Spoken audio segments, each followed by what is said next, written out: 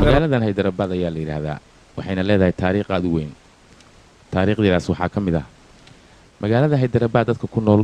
qof waliba taariikh u gooni ayuu leeyahay oo isaga iyo noloshiisaba qusaysa dadka magaalada ku nool laba ayay u qaybsamaan mid taajira iyo mid faqiira inta magaalada Hyderabad waa ay ku wada nool yihiin shakhsi kasta oo magaalada Hyderabad yimaada waxa uu jecel yahay in uu magaaladan dego oo uu ka samaysto nolol iyo guri deegaan isaga waa dad badan oo ka mid ah dadka magaaladan yimid iskuna dayay inay guryo ka dhistaan ayaa markii ay u suurtagali weeday riyooyinkoodii ayay dib isaga laabteen shakhsi noloshiisa ayay bedeshay markii uu yimid magaalada Hyderabad haddaba waxaan u baahannahay sababta keentay in dadka qaarkood ay ka niyad jabaan oo ay dib isaga laabtaan dadka qaarkoodna hadafka ay lahaayeen ay ka midho dhaliyaan malaayiin qof oo ku nool gobolka Andhra Pradesh ee magaalada Hyderabad ay caasimadda u tahay ayaa ujeedkooda ugu weyn waxa uu yahay inay magaaladan degaan oo ay guryo ka dhistaan magaalada marka aad fiirisid horumar weyn ayaa ka muuqda dhanka dhaqaalaha iyo dhismayaasha magaalada oo aad iyo aad u qurux badan haddaba waxaan rabnaa inaan ogaano dadka magaalada marka ay yimaadaan dhibaatada waxa ay kala kulmaan dhanka sistamka iyo maamulka qaab ayuu u shaqeeyaa gaangiska magaaladana qaab ayay u shaqeeyaan marka aad sii fiirisidna sistamka dawliga ah iyo tuugada waa ay wada shaqeeyaan oo waa isfahansan yihiin haddii aadan aqoon u lahayn qaabka booliska iyo tuugada ay wada shaqeeyaan waxaa suurtagal ah inaad dhexdooda ku lunto oo aad dhibaato kala kulanto haddaba waxaan u baahannahay inaan ogaano shakhsi kasta oo magaaladan yimaada booliska iyo tuugada qaabka uu ula shaqeynayo iyo qaabka uu u fahmo mararka qaar waxaa dhacda inaad ku aragtid dad taajiriina magaalada Hyderabad dadkaasi waa dad fahansan qaabka ay tuugada iyo dawladda intaba ula shaqeyn lahaayeen isfahankaasna waxa uu dhaliyay inay lacaga badani ka sameeyaan magaalada Hyderabad dadka lacagaha badan ka sameeya magaalada Hyderabad waxay u badan yihiin qoliyaha tuugada ah oo fahansan nidaamka dawliga qaabka uu shaqeeyo iyo wada shaqeyn wanaagsan oo booliska ay la yeeshaan haddaba sheekadeenu waxay ku saabsan tahay wiil magaciisa la yiraahdo Satya aan aragna waxa kala qabsan wiilkan yar ee Satya iyo booliska magaalada ku nool tuugada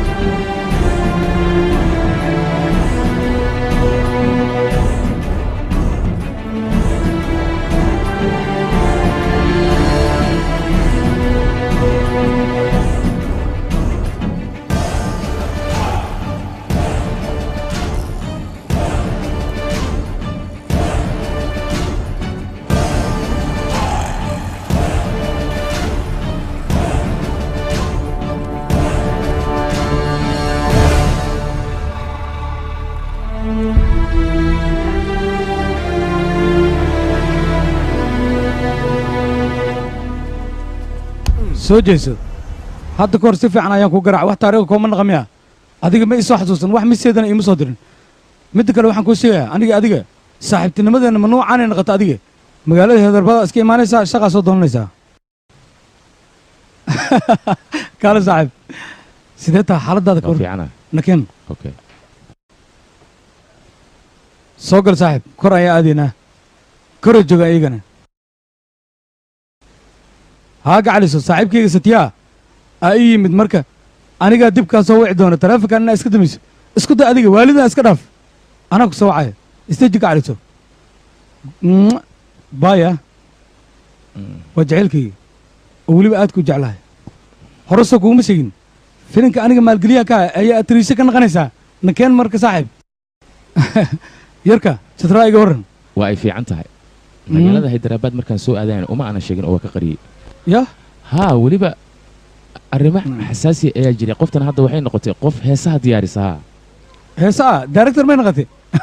عادي مان هسه وليبا ايه قطر اي ديارسي انا عادي هين قحلي انا هسه ينكوسو دياريه مكو هذا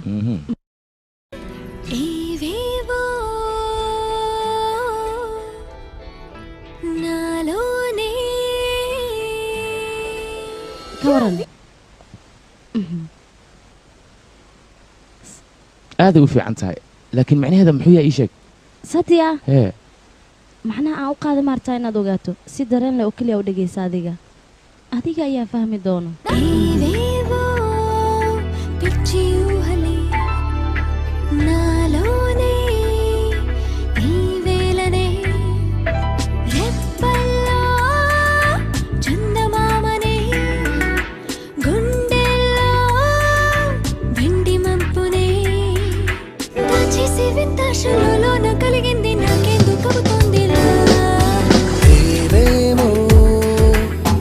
పిచ్చి ఊహలే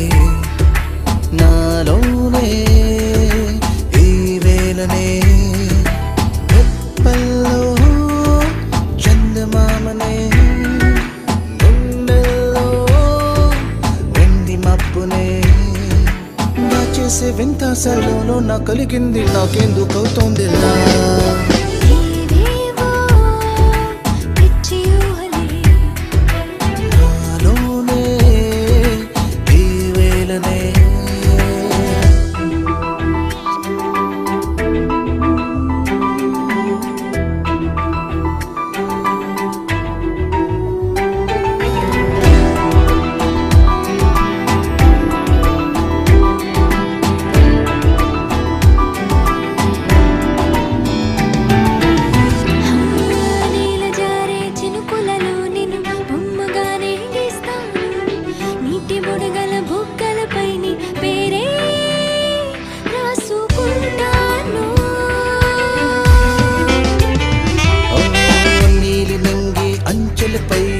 महल मैंने कड़तानु नीकु रानी पदविच्ची नी राजे नीतो उंटानु पेदवी मीद एर्रनि मेरुपै तोक चुक्के मरिरालु నుదుటి మీద సింధూరంలా దూరపొచ్చి ఇకవాలు ఇంత స్వప్నాలు సత్యాలుగా మారి సాగాలి మన తోడుగా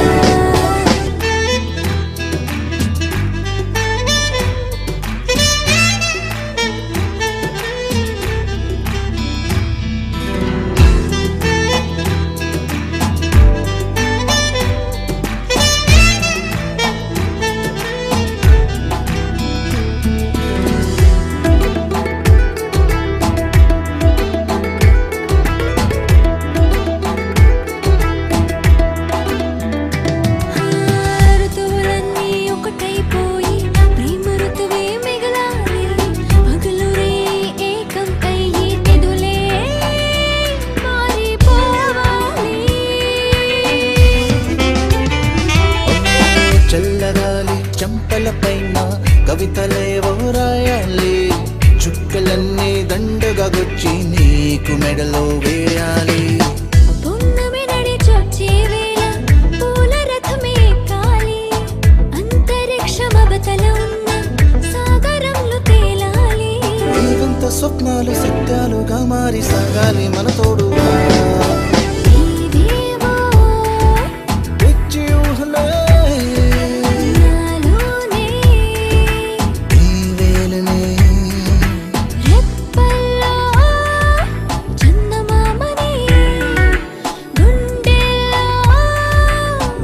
మప్పునే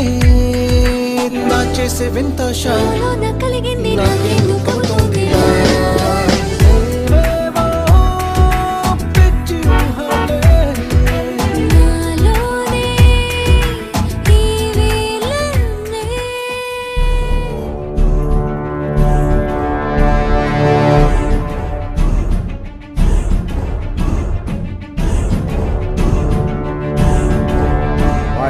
arrintan kuma aanan sheegin nimankan waxa yihiin iyo waxa dhacay intaba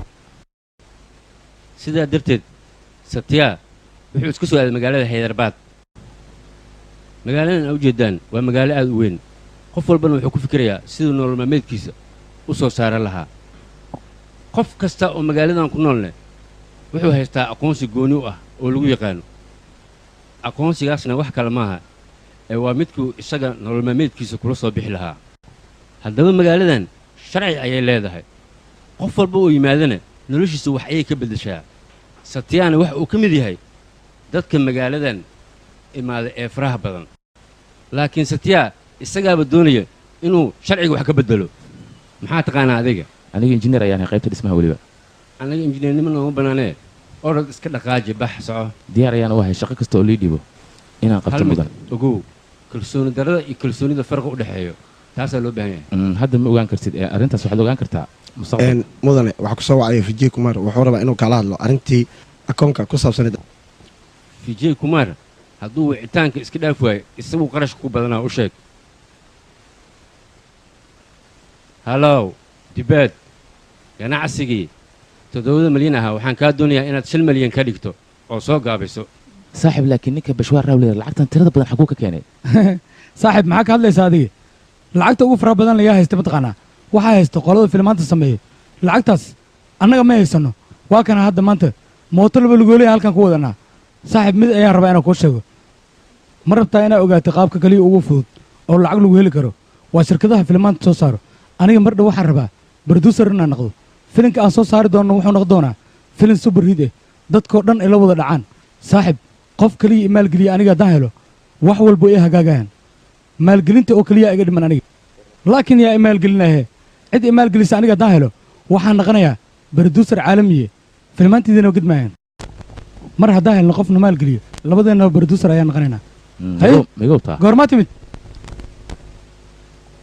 yaa ciyaaraa la wataa meeshaan haye shaqadii aad goormaa ka soo noqotay ilaa hadal adaan kula hadlaa maxaa aamusan tahay wejigaaga maxaa noocaa uga dhigaysaa yaa adigoo dhan waa isbeddeshaye maxaa kaa siiye waan iloobe aniga kuma soo wicin waa ku soo wacaana waa ku dhahay iga raalnaqa gaclis waa ku baryaa iga raalnaqa ayaan ku dhahay waana aamusan tahay kaala gacliso lagama yaabo inaan ku sii daayo maxaa kaa qaldansan aniga waa qoslayaay maya ma ku sii deynayo maya soo iima jeedid waa qosle khifaraaga hayo waa qaad ku sii daayay hay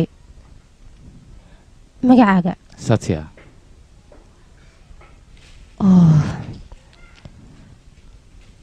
waxaan kaa rabaa magacaago dhammaystiran isagoo dhammaystiran sidaas ayuu ku dhammaystiran yahay oo waa markii igu horreysa aniga magac dheer lai sheego waa la yaab arrintan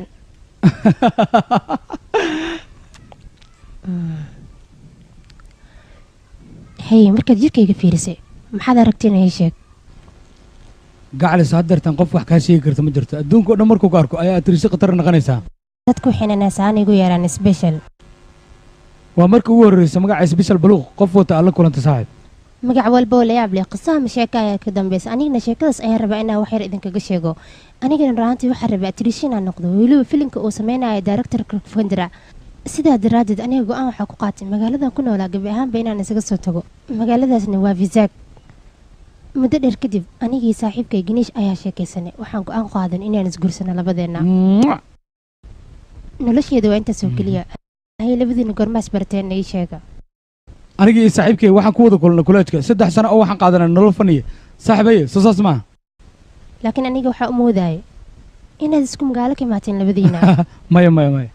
haye adiga xaggee ka imaatay ulijeedka halkan u imaatay ii sheeg wax dhibaato a keeni maysa middaas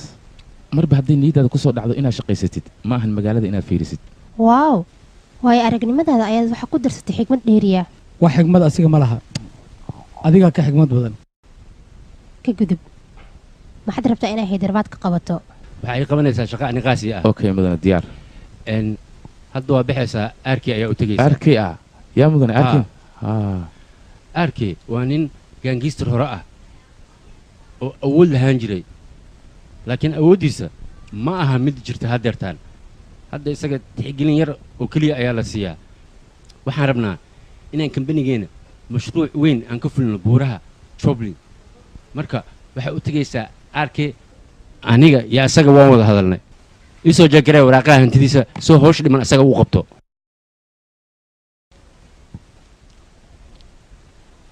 arkay ayaan u baahanahay mudane bishwaar raaw ayaa isoo diray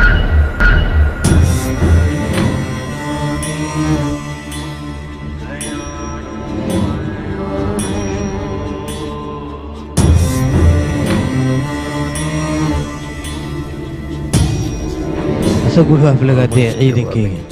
wuxuuna ku aflagaadee meel babliga wuxuuna yidhi arkay xabsigaan soo dhigay aniga waan aqaanaa meesha uu joogo wuxuuna joogay hotel banjeera gabar ayuuna la joogay anigana waan baxay hilibkiisa cadcad ayaan u soo jaray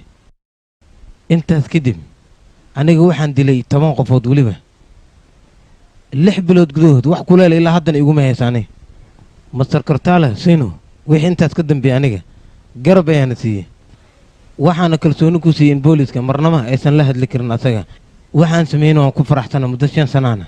aniga xabsiga ayaan ku jiray waqtigaas wixii ka dambeeyay master tano xaaladiis okay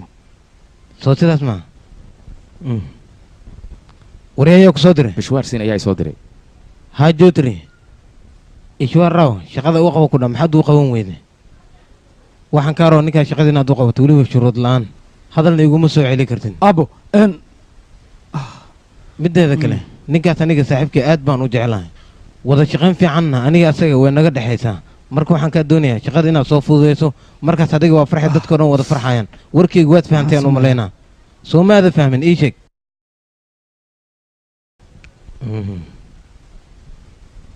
maalaa wiilkiisa ayaa ihan jabay kow ayaan ka siinaya aabba aniga ma dhaafayo aniga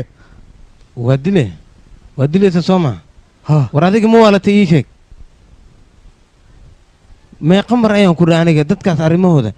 faraha hala gelin ii sheeg adigu wiil waalan miyaa tahay oo hadda hadalkaan ku dhahay hal mar xataa ma fahmin miya adiga asiga muu fahma aabba imise joor ayaan idhi aniga heela tartamin laakiin aniga mar rab wuxuu isku dayaa inuu la tartamo noloshaan xayaatada xun lama ku noolaa karo waa inaan ka baxa aniga maxaan sameeya tu aabba arrintaa ma raba aniga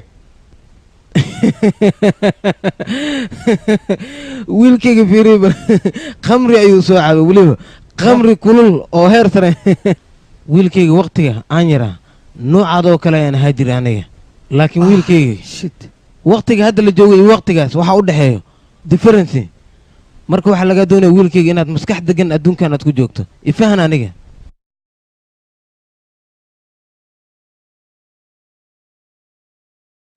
hadalkayga si fiican u dhegayso waxaad bilowday inaad dadweynaha waxyeelo u geysato soo maaha aniga mid aan kuu sheego adiga waxaad isku dayday inaad joodri mar labaad wacdo balse waxaad ogaataa mar labaad hadday taasi dhacdo inaan gurigaa kugu imaado ayaan 5 xabo kugu dhufanayaa waryaa siinuu waa uu dhintay adigana waa inaad joojisaa jilliinka aad waddo mideeda kale ha isku dayin mar kale inaad dadweynaha waxyeelayso haddii kale inaan ku soo jiido ayaan dadweynaha hortooda kugu dilayaa nacasi oo mid adiga ku anfacayso ayaan kuu sheegayaa waa inaad teleefonka damisaa dami teleefonka waraaqadaha hantida idiin keeni lahaa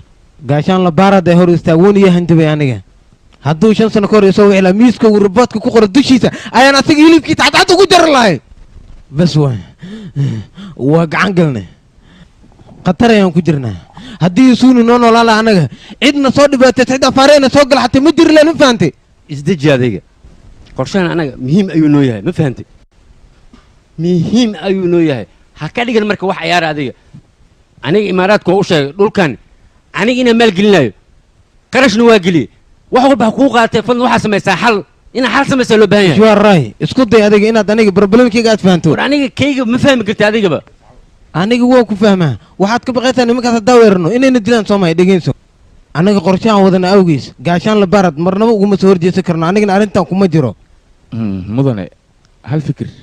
ma idinku darsan karaana ii sheeg mudane saa ula socotidba aniga ma aqaanee mudane jawdhari arrimaheena oo dhan waa ula socdaa iyo xaaladda aan ku sugannahay lagamana yaabo inuu heshiiskan annaga naga aqbalo oo waa uu ka soo horjeesanayaa adigana hanti badan ayaa kaa gashay heshiisna imaaraadka waa aad la gashay hanti badanna waa ay kaa khasaaraysaa sidays hantidaas kaaga khasaarin waxaa loo baahan yahay in jawdhari la khaarijiyo oo waddada laga horleexiyo fikir kale oo aan haya aniga ma jirto yaa ma waa la taday anagaba taas waan ognaa cunugii waxaana nuugaa war cunugii yaray 5 sano jiray guriga jooga ayaa arrintaas garto markaasaa dad waaweyn waxaad ula hor imaanaysaa ka waran inaad nacastaa dabaaliyow annaga haddii aan dilno jawdari gaashaan la baarad inuu anaga nacafinayo miyay kula tahay mise aabbahaaga ayaa imaanayo anaga gaashaan la baarad naga celinaya ii sheeg aktu shisig waxaanuu kale magaalada iska jooga mudane hadalkii aan ku waday ma dhammaystiri karaa intaas ayaan kaa rabaa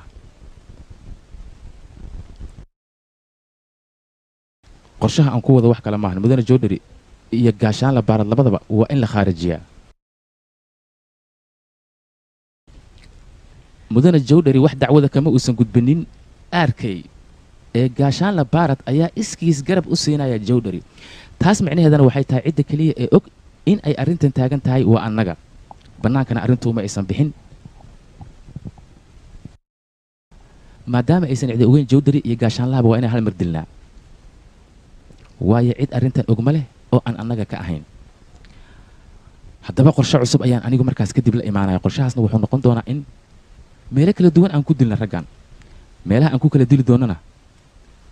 booliska wax baaritaana oo ay ku samayn karaan haba yaraatee ma jirto buuraleyda jubilee inaan qorshe ka leenahay cid ogaanaysa male haba yaraatee mideeda kale arkay waa nin khabiir asna waa uu ka hadli karaa fikirkiisana waa dhiiban karaa fikirkiisa ha ka dhiibta hadduu qorshaha qaldan yahay haddii kaleba laakiin waxaad ogaataa go'aanka kama dambaysta cidda iska leh cid kale maahane waa adiga midaas la soco muxuu yahay qorshahaaga marka qorshaha waa mid maskaxdeeda ku diyaarsan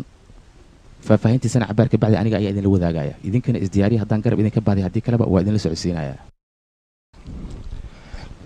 cidna maysan ogeyn hal fikir oo uu sadyaa keenay in ay wax qaban doonto oo magaalada heedarbaad weji kale la soo bixi doonto taasina waa ay dhacday wax walba waxay isku beddeleen daqiiqado gudahooda wax walboo nolosha ku saabsanaa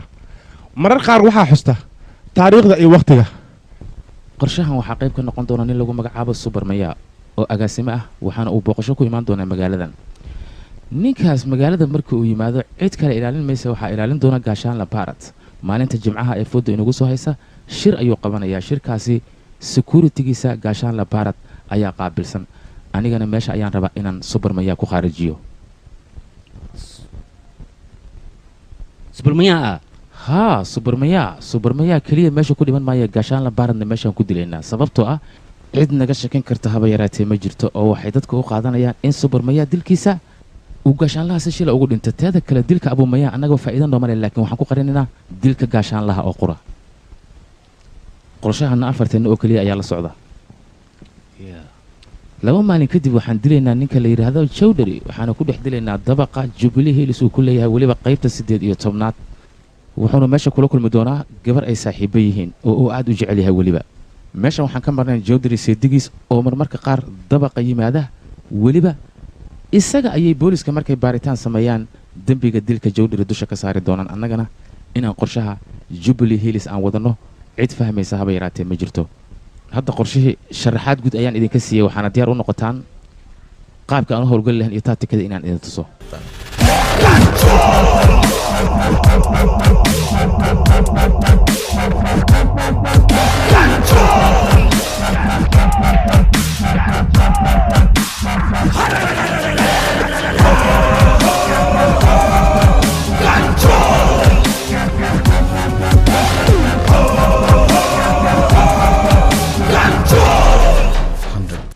qorshahan aad ayaan ula dhacay say ila tahay idinka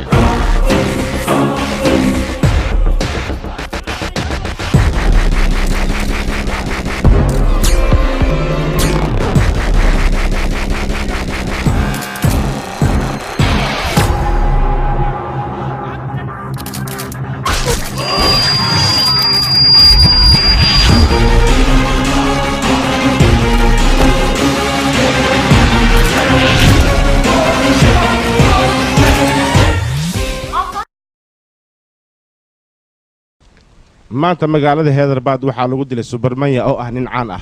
subarmanya wuxuu rabay inuu booqdo meesha qadiimiga ah subarmanya keligiisa muusan ahaanin waxaa waardiyenayay gaashaanle cb isagana meesha ayaa lagu dilay balse booliska hal qof ayay ka shakiyeen wayna qabteen waxayna dhaheen wixii warbixinoo ka soo baxa annaga ayaa idinla soo soconsiin doona annaga ilaa iyo hadda waxaan sugaynaa waa warbixinta ka soo baxda dilka subarmanya iyo gaashaanlaha ciddii ka dambaysay balse ilaa iyo hadda annaga bannaanka ayaan taagannahay booliskana waxa ay wataan baaritaankoodii dadweynaha way mudaaharaadeen waxay leeyihiin subarmanya maxaa loo dilay iyo gaashaanlaha waayo gaashaanlaha wuxuu ahaa nin daacada booliskana ilaa iyo hadda baaritaanadooda ayay weli sii wataan wixii soo baxa waa idinla soo socodsiin doona isla magaalada heedarbaad dil kale ayaa ka dhacay dilkaasi waxaa loo geystay nin caan ah oo magaciisa lagu magacaabo jotri wuxuu mas-uul ka ahaa dhismayaasha jubilee waxaa lagu dilay daartuu asiga deganaa qaybta 18aad nin cajiib ayaa tahay runtii waa iga yaabisaanay qisadan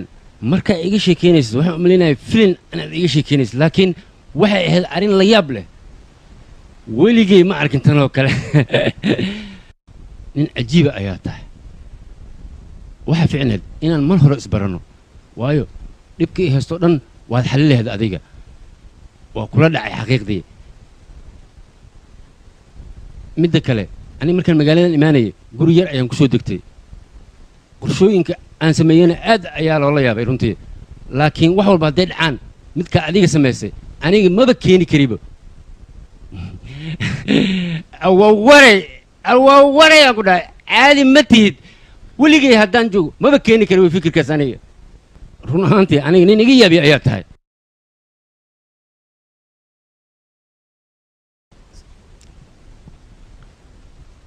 satya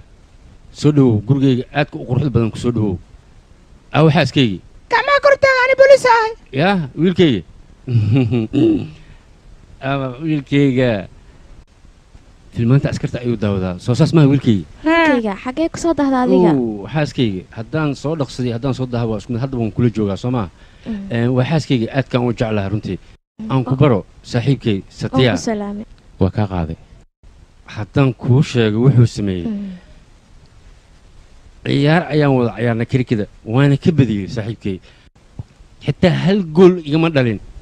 ninkan aad leedahay waa ka badiyey run ahaantii uma eka nin ku faraxsan kabadinta aad ka badisay isaga wuxuu sameeyey dhammaan wuxuu ka badiyey dadkii oo dhan laakiin aniga ayaa isagay ka badiyey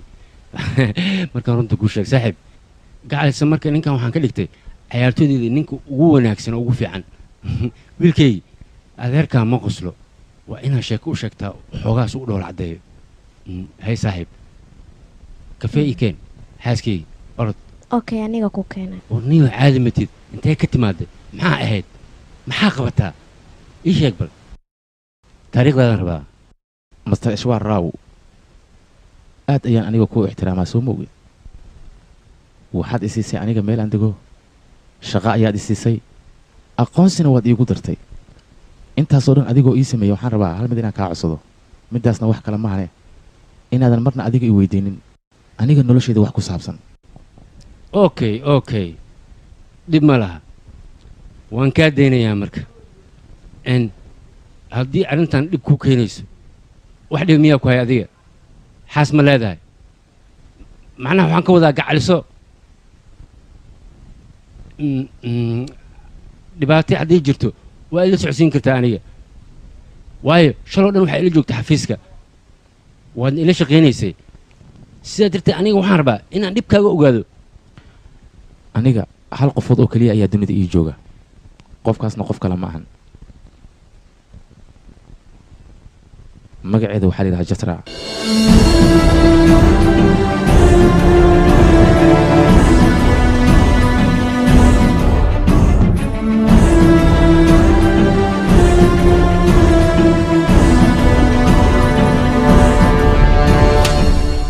adiga maxaad samaysayna keliga ayaad iska soo baxaysaa markaas magaalada Hyderabad ayaad imaadeen telefoon ayaad ii soo diraysaa iska soo baxayaad leedahay wax walibana waxaad u samaynaysaa jaceelka xaddaafka aan kuu qabayaad aragtay gacalisa wax kasta telefoon ayaan kaaga sheegay gacalisa ma aan haysan fursad aan wax kuugu sheega aniga sidaa daraaddeed ayaan kaaga soo tegey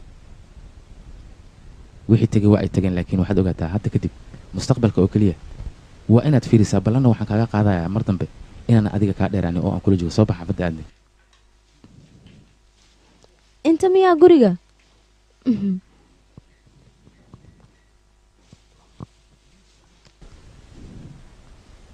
waaw waa guri aad u weyn laakiin adiga yaa ku siiyeyna ii sheeg booska aan la shaqeeya ayaa i siiyey oo gurigan sidaan u weyn miyuu ku siiyey booskaaga 30 guri ka badan ayuu magaalada ku leeyahay halkan xaba maxaa caadi yaa kan oo kanna muxuu ahaa maxaa lagu sameeyaa waxaan waa mashiin gaas ayuuna ku shaqeeyaa yaa cuntada ayaa lagu kariyaa waa jileec muxuu ahaan aniga magu kuma seexanaay waan ku boodboodayaa le ama ku seexan karaa aniga waxaan aaday u jilcan yihiin abaay magacaaga soo jitraa maahana anigana magacaygu waa isbishele yaa runtay isbishele sheeka weyna waxaa jirta qoftaa magaceeda ku hoos duugan haddii isku dayid inaad tahraad waa maxaa jiro satiyaa wuxuu ka shaqeeyaa shirkad dhismo laakiin adiga Hyderabad maxaa ka qabrataana ii sheeg aniga gurigaygan ka shaqeeyaano ya maxaa dhacay hawl guri anigii xataa shaqadaas ganiish ayaan ku jeclaaday soo maaha waa runta qoftaa 5 sano ka hor madax leega cunay sababta ma kasaysin idinka xoogaayo qactayno hay labadiina goormaad kulanteena ii sheega hay sheekadii waalid ma dib u bilowday qoftaa mataqaanin ani waxaan rabaa filmaanta hore inaan ku daro laadana rabaa inaan ka dhigno cabsi dadka idaa ka cabsiyees wajigeed satya ayada magaceeda rabta ma special baa ayada mar walba dadka hortiisa sidaan miyay ugu dharbaaxdaana ii sheeg adiga inaan ku dharbaaxa iska daay xitaa kuma aana riyoonin aniga dharbaaxsho noocaasa inaan kuugu dhufto ninkeyga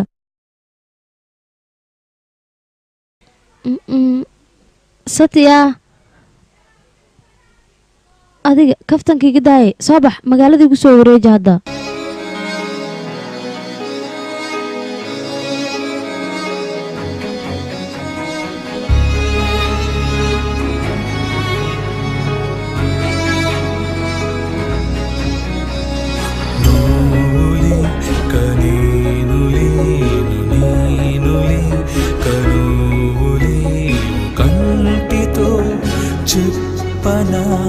రెప్పమూసి చూపనా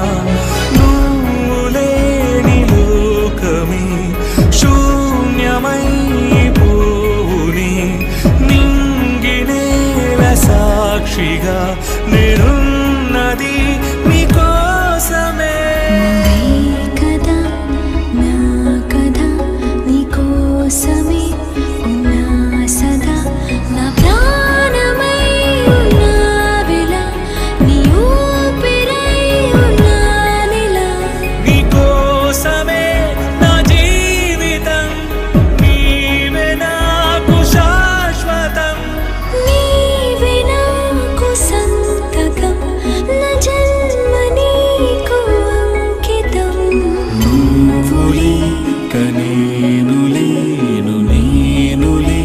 కనువులేను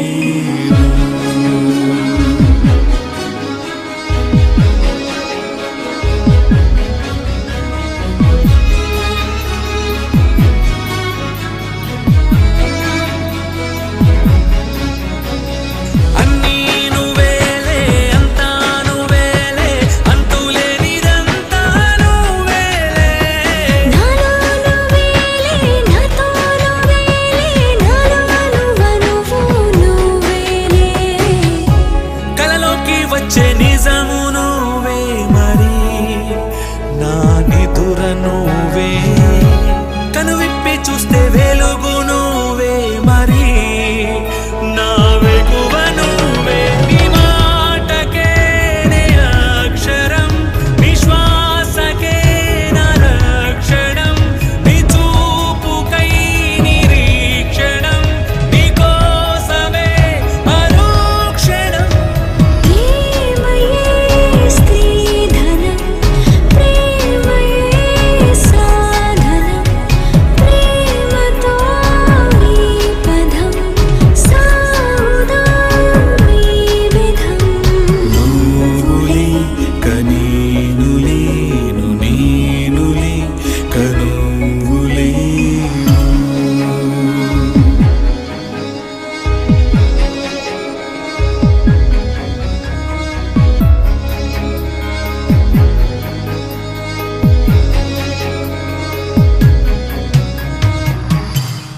satya nin saaxiibkii ayaan rabaa howl inaad u qabato waxaan la yidhahaa fishunaad wax walba akhbaartiisana message ayaan kugu soo dirayaa ani mid haddii ku weydiiy qaabkee rabtaa adiga inaa aniga ii caawisid laakiin dhib male wax walba aniga ayaa adiga kuu sheegay aniga waxaan qabaa gabar 19 jir ah waxay aad beertaana guri noogu yaallo iyadii iyo saaxiibadeeda 6 sano ka horey ahayd markii ay soo laabahayeen dhibaa dhacay kuwo isku dayeen inay xoogaan waa badnaayeen gabadheedii rabeen inay xoogaan markii kubsadeen kabacdi ani waxaa lii sheegay inay ku jireen 3 qofood dadkaas 3daas qofood gabadheeda gaariyay saareen 4 saac ay magaalada ku wareejiyayeen 3 ugu muhiimsan 3daas ma kasee MLA la dhahaa waxaa waaye daani wiilkiisa waay waxaa lii sheegay dhulka hoostiisa guri ku jiro laakiin ani wax walba waa sameey waxaa la sheegi kaas in wax laga qaban karin sababtoo ah haydarbaad iyakaa u taliyaan intaasna ku nool yahay aniga ciidanka haddaadii u sheegi lahay waa u sheegi waaye sababto keentay adima kaseesid sababtoo ah kiiskii dhanba waa la soo afjaribo maxaa marka ani saldhig aan ka tagaa dad walba waxaa lagu sameeyaa markii noocan oo kale ay dhacdo kiiskooda dhan waa la baabi'iyaaba yaa maxkamad la geeyaa marka cid maxkamad la geeyahay male ilaa iyo hadda cid wax ka qabatay male sababtaas ba kasii adi sababtoo ah awooday leeyihiin dadkan haa midna haddii kuu sheego waa sababta keentay wixii loo soo xiri waayey ma la soo xiri karo sababtoo ah dad awood la waay wax walba waxaa iga daran gabadheeda nolosheeda sida baloonigii oo kale ay ugu dheeleen satyaa ani waxaan rabaa dhaani in la soo afjaro gabigiisaba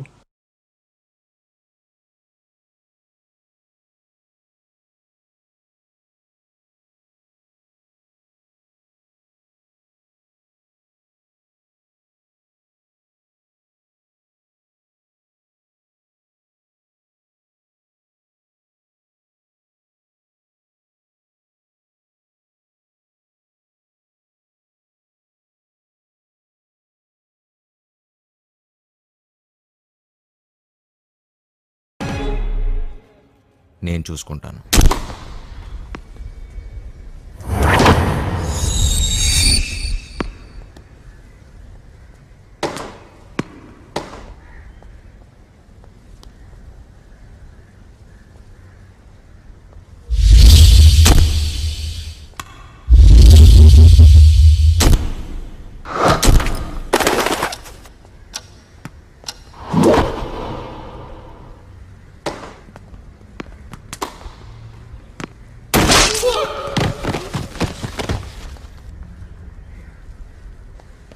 الركض يا ابني كله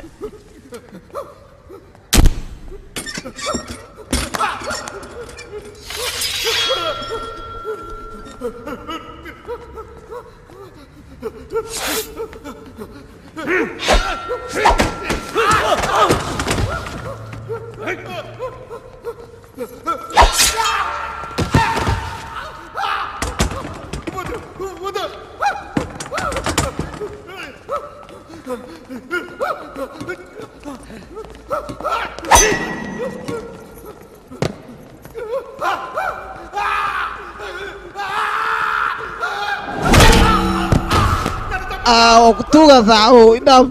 ما كنت مجوق معي بالتالية أصحابه وين انتوغا قراري لو يعفي صاحبو مرتبا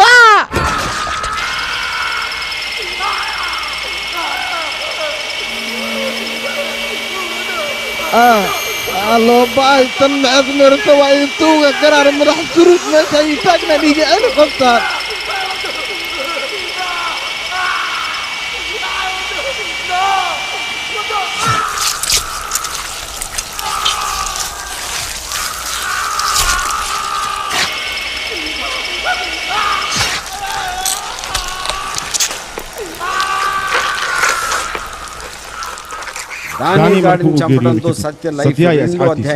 nolol cusub ayaa u bilaabatay Mr. Ishwar Rao wuxuu la kulansiiyey Mr. Guptana wuxuu la kulansiiyey Mr. Jari dhammaantooda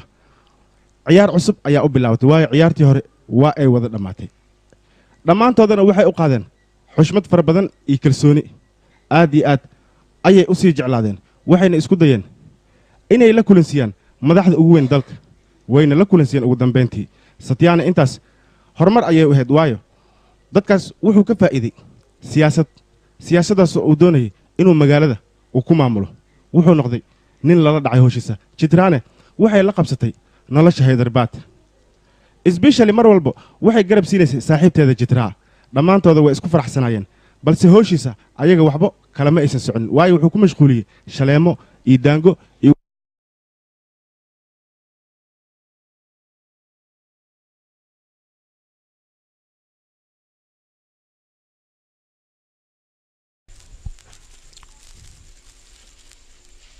waan ku maqlaa wareedha sidee ugula hadlaysaa waryadig waad la socotaa ninkaas diikay inuusan fahmin muxuu ka doon isha adaan kula hadlayaa wareedha ninkaas arkaysa wuxuu lug ku leeyahay siyaasadda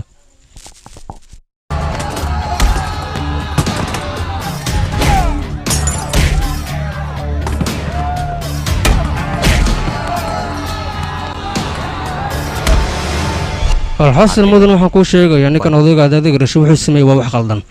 waayo ninkaas wuxuu xiriir la leeyahay qolo waaweyn oo ka tirsan siyaasadda booliiskan agtiisa way ka fudud yihiin anagana waa naga shekan karaan booliiska wiilkana dhashan wax qaldan ayuu sameeyey aabo hadda ma waxaad leedahay nafsadaada control ii sheeg midaas adiga makaa dhab baa ii sheeg aabo aniga wiilkaaga mihimiya aabo ii sheeg mise waxaa noqday wiil aad waddada ka soo qaadatay aabo annaga maxaa noo diiday inaan wax qabsanno qofkan keliya miyaa wax qabsanaa ii sheeg meel walba annaga ayaa naglu dacaadanaya aabo amus ay dhihin aniga wax walba waan la socdaa qofkaas wuxuu taageero ka helay adiga taageerada ayuu maanta heerkan kusoo gaaray aniga inaad waqti isiisa aabo maxaad ku diiday qofkaas wax walba ayuu annaga darteena ku qabsanayaa haddana annaga ayuuna waaninayaa meel walba aan rabno inaan galno asaga ayaa naga hortaagan aabo haddaad adiga wax ka dhigi lahayn maanta annaga sidaan noolama uusan dhaqmi lahayn aabo annaga gacmaha miyaan ii saaranaa ii sheeg qofkaas aniga ayaa wax ka qaban lahaa balse idinka ayaa celinaya cunug ma jiro hal mid aan rabaa inaan kuu sheego aabo ii ogolow inaan ninkaas wax ka qabto aabo waxaan ku tusayaa ninkaas wuxuu yahay inaan tuso taageeraha aad idinka siiseen ayuu maanta heerkan ku soo gaaray magaaladoo dhan wuxuu noo geliyey qofkaas aniga ayaa wax ka dhigay annagana waxba kama qabanayno aabo taas miyayna qabataa ii sheeg nin taageeraheena heerkan ku soo gaaray miyaan aabo u fadhiisanaa aabo hal mar isku day inaad aniga nafsadeeda yaan siisiso waxaan caddaynayaa inaan wiilkaaga ah aabo taas maqaad baa ii sheeg aniga qaad maan sameey waa maya aniga waxaan rabaa wax saxa inaan sameeyo aabo aniga markaan taageeraysi waxaan ku tusayaa qofkaas wuxuu yahay inaan ku tuso aniga ayaa ku badbaadinaya aabo mid xasuusnow aabo inaan wiilkaaga ay xasuusnow aniga ayaa ku garab taagan cid adiga wax kaa qaadi karto haba yaraatee ma jirto waa ku baryaa aabo hal jaanis oo keliya isii waxaan ku tusayaa sadyaa waxa uu yahay maalin cad inaan magaalada ku jiido aniga ayaa ku tusaya balse aabo waa ku baryaa hal jaanis isii aniga ayaa wax qabanaya aabo inaan ku badbaadiyo labadeennaba annaga ayay dan noo tahay r k e t k aabo wax way qabsan karaan qofkaan anaga ayaa horteena ka leexinaya aabo waa ku baryaa aabo iyo aamin aniga hal jaanis oo keliya isii wiilkaaga soomihi aabo wiilkaaga saxda soomihi ii sheeg ha aabo waan ku baryaa hal jaanis isii aniga ayaa ku tusaya qofkaas wuxuu yahay nolosha inaan u oriyo ayaan ku ballan qaadaya ii aamin aabo hal jaanis isii maxaad iigu diidan tahay ha aabo igeli laabta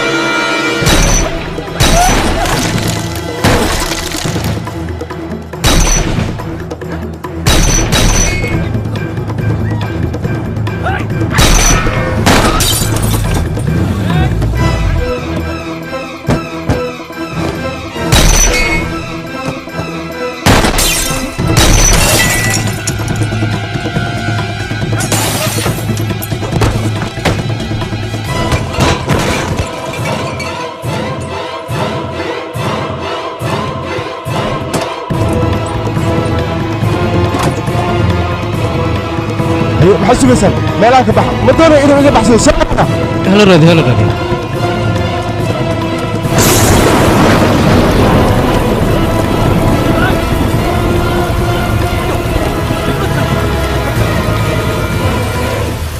saaxiib waa maxay sababta ay raggaas rabeen inay ku dilaan waxaan u malaynayaa waxaa jira qof kaloo aniga qaabeed sidaa ogi aniga way ugu khaldameen mooye ragaraad raggaas aniga wax aqoon ma leh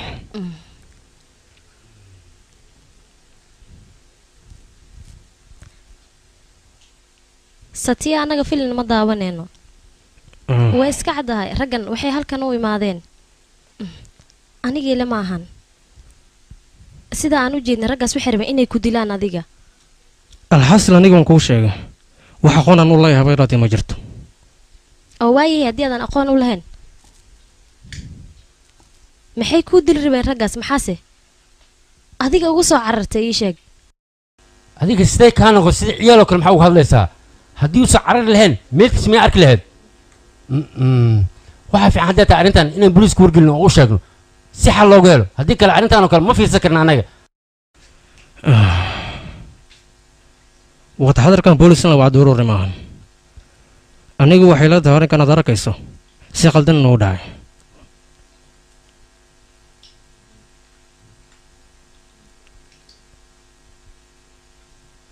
waa lama filan arkay maxaa samaysay adig oo satiyaa ina dila adiga miyaaba raalli ka ah soo ma oga satiyaa inuu yahay ninkii adiga sharafta iyo qiimaha ku yeelay iska dhaaf inuu adiga ku dila xataa weligiis kuma riyoon inuu adiga wax kugu sameeyo midda kale adiga wuu ku xushmeeya waa og tahay haddeertana adiga wiilkaaga shaqada of ayaa ka tihiin sidaa darteed kambanigu wuu niga shira go'aan ayuuna niga qaatay waxaan loo baahan yahay adiga wiilkaaga inaa imaataan oo wax alaal wixii dhaqaala aad kambaniga ku leedihiin aad qaadataan oo sida ugu dhaqsiyaa badan aad igu imaataan haddeertaan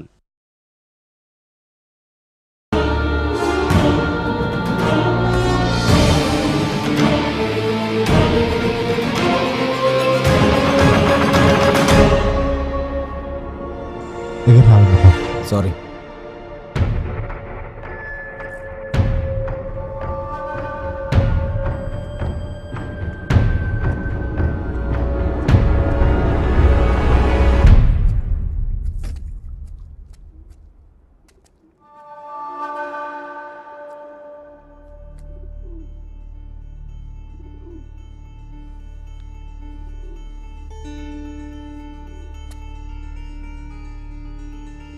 పిల్లి ఎలుక బతుకున్నంత కాలం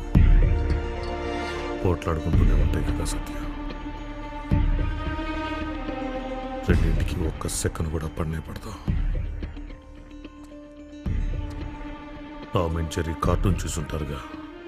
ఏమవుతుంది అందులో ఒకసారి పిల్లి ఎలుకను దెబ్బ కొట్టాలని చూస్తే మరోసారి ఎలుక పిల్లిని దెబ్బ కొట్టాలని చూస్తుంది గెలుపు ఒకసారి పిల్లిదైతే ఇంకోసారి ఎలుకది కానీ ఆ రెండింటి పోట్లాట్లో ప్రతిసారి లాభం జరిగేది మాత్రం కాచు కూర్చున్న కుక్కకే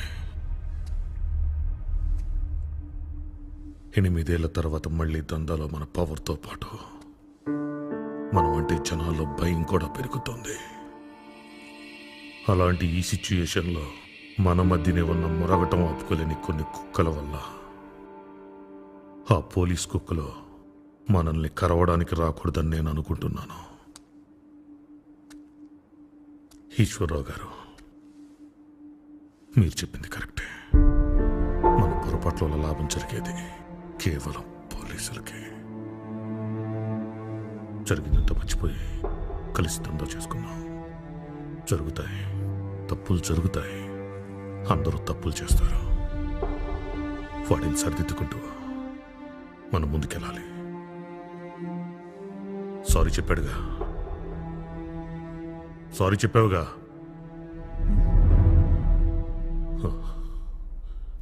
చెప్పాడు కదా ఇంకేంటి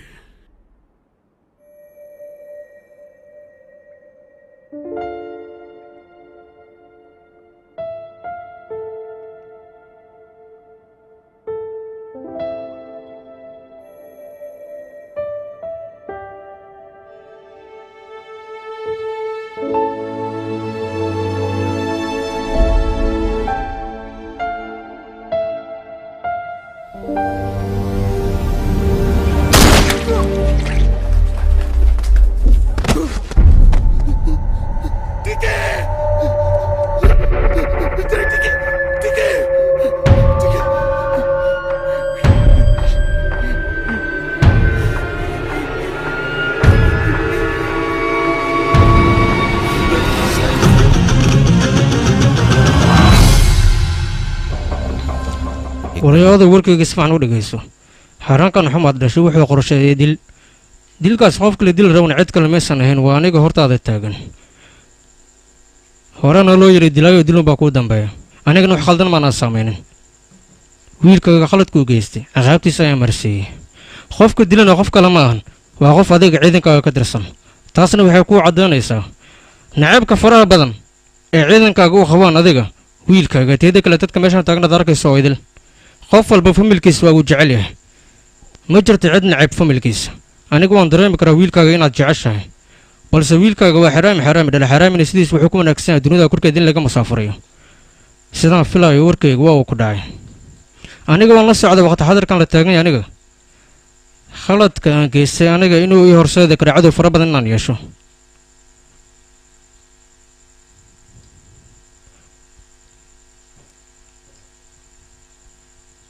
balse waxaasoo idil anigu waxba uma arko waayo cadow sidiisa oon waa cadow qof bilaadan wax ka qaadan habeeraatay ma jirto warkayga wuun ku dhaca ayaan filayaa adiga cadowgaas ka mid ahoo haddaad doonto balse aniga niraga ayaan ahay awooddan iskaga difaaci lahana waan leeyahay teedii kale waxaan kuu sheegayaa aniga waxaan awood u leeyahay ganacsi cusub aniga ii gaara inaan suubisto waana suubisanayaa taas adiga kaama baryaayo oday adigan kula hadlayaa kullay adiga waxaad doonto sameeye ilama aha sidaan wejigaaga ka arko adiga dib dambe inaad howshaan ugu soo laaban doonta balse waxaan kuu sheegayaa cimrigaaga inta ka dhiman waxaan kuugu ducaynayaa amaan kuu rajaynayaa wiilkaaga midkiis inaad ku koroweyso aad adiga dib isku daaweyso aniga niraga ayaa nahay waxaana leeyahay awooddii aan wax ku diidi lahaa waxna ku oggolaan lahaa kullay adiga hadda laba wadda ayaa kuu furan inaad aniga isoo raacdo ama inaad adiga waddadaada raacdo oo ad aniga cadowgayga noqoto warkayga wuu ku dhaca ayaan filayaa balse haray haween adiga iga digtoonow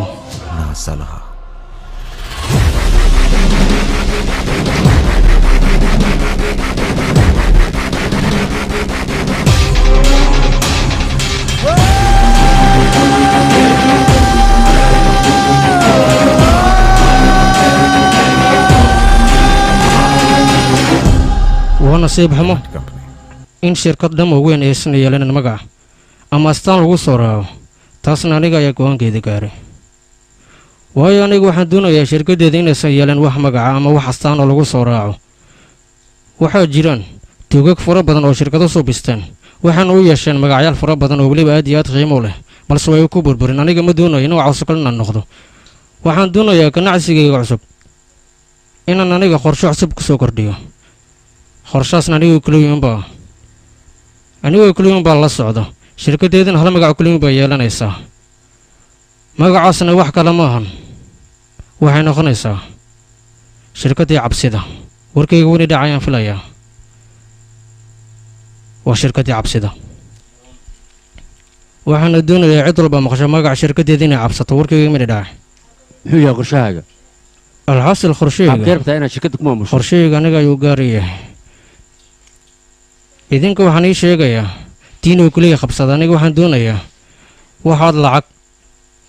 iyo tabarrucaad haysaan oo idil aniga inaad igu soo wareejisaan waxaan ii ballan qaadayaa wixiinoo seef ah inay dib inugu soo laabtaan waxaana doonaya howshaa markay bilaabato aniga faa'iido fara badan inaan ka helno marka sidaa ogeed waa inaad aniga wax walba oo dhankayna igu soo wareejisaan taasna idinka faa'iido ayaan ii tahay aniguna faa'iido ayay tahay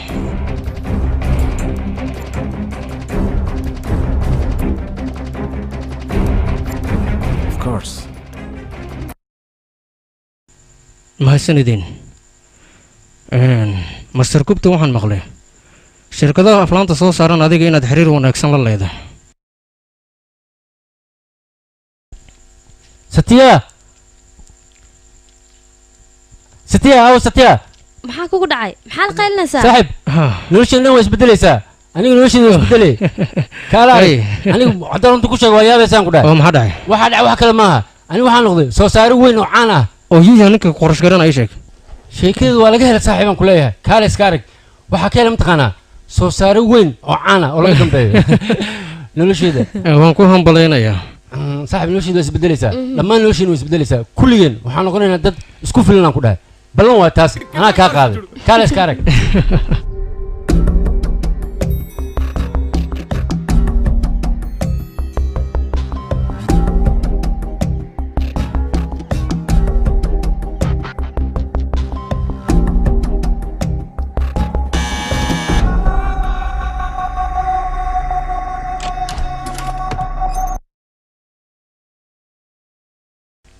mudane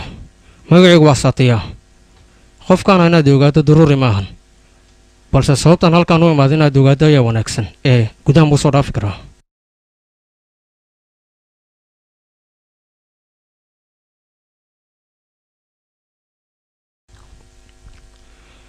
oo meeshaan keligaa mayaa ku nool ii sheeg bal taas adiga shaqadaada maaha okay ii sheeg danta halkan aad u timid ka gudub alxasil aniga aqoon wanaagsan ayaan kuu leeyahay waan la socda adiga shirkado fara badan inaad u soo shaqayn jirto weliba naftaada dhowr jeer aad halis u gelisay si aad u badbaadayso dadkaas daajirinta aad adigu u shaqayso weliba waxaad dishay 82 qof waa 82 qof kulli hadda waxaasoo dil way dhaceen raggaas hadda raggaas oo daajirinta adigu way ku ilooween adiguna meel cidlaha ayaad ku soo dhacday kulli hadda waxay dhici lahaayeen waa dhaceen aniga waxaan doonayaa shirkad cusub inaan furo weliba adiga aad garab ugu siiso waxaanu ku ballan qaadaa meel heer sare inaan ku geeyo waad raaxaysanaysaa abbaa ee adiga aniga mili jiraysaa waxaasoo dil inaad iska ilowdo ilaan hore loo yidhi waxay dhaca way dhaceen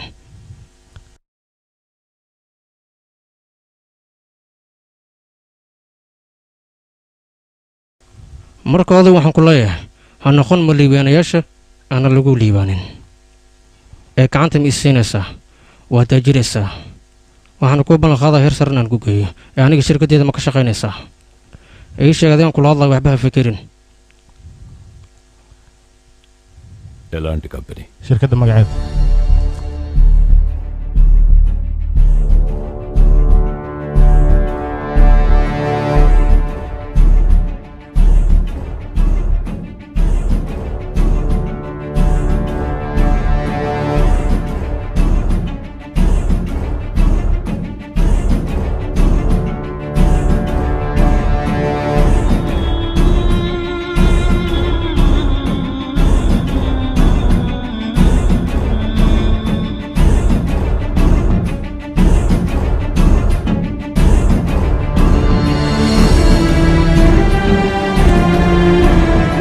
warkayga ma ku dhacay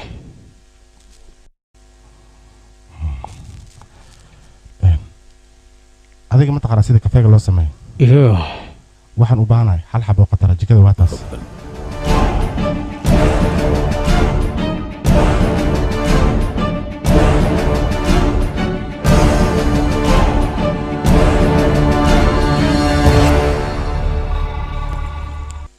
adduunyadan aad arkayso waxay leedahay hal furo furahaasna waa lacag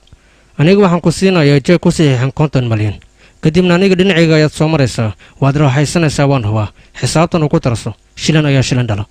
maanta 50 malyan haddaad hesho berrina 100 malyan ayaad helaysaa waxaad noqonaysaa malyaneer marka waxaan kuu sheegayaa aniga dhankayga soo mar hal midna xisaabta ku tarso oo hayloowin adduunyada waxaan u nacabahay disaar haddii aad isku daydo inaad iigu dhisarto ama iiga soo horjeesato xisaabta ku darso calaaduul dunida ayaan kaa musaafurinayaa micnaheeda haatan kuu sharaxanay waan ku dilayaa oday warkayga dhegeyso horaa loo yar dhinkuutiga kuma dilin aniga dhankayga haddaad soo marto si dacad ugula shaqaysato waad raaxaysanaysaa haddii wax khalad dhankaaga ka yimaadana la soco sidaan hore kuugu sheegay dunida ayaan kaa musaafurinaya oo ma sii noolaanaysid